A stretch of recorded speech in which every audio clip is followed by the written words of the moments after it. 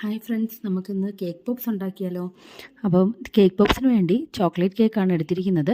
Chocolate cake നമ്മുടെ മിക്സിയുടെ ജാറിനകത്തിട്ട് just ഒന്ന് ക്രഷ് ചെയ്തതിന് ശേഷം നമ്മൾ ചോക്ലേറ്റ് ഗനാഷും കൂടെ മിക്സ് ചെയ്ത് ബോൾസാക്കി നമ്മൾ മാറ്റി വയ്ക്കണം. ബോൾസാക്കി നമ്മൾ മാറ്റി വെച്ച് ഒരു 2-3 ഹവേഴ്സെങ്കിലും സെറ്റ് ചെയ്താൽ അത്രയും നല്ലതാണ് കേട്ടോ. നമുക്കത് ആ ഒരു ഷേപ്പിൽ അതേ കണക്കിരിക്കാൻ അത് വളരെ അത്യാവശ്യമായിട്ടുള്ളൊരു കാര്യമാണ്. അപ്പം ബോൾസാക്കി 2-3 മണിക്കൂർ കഴിഞ്ഞ് നമ്മൾ വൈറ്റ് ചോക്ലേറ്റ് മെൽറ്റ് എടുത്തതിന് ശേഷം നമ്മൾ സ്റ്റിക്കിനകത്ത് ഡിപ്പ് ചെയ്ത് ബോൾസിനകത്ത് കുത്തിവയ്ക്കണം.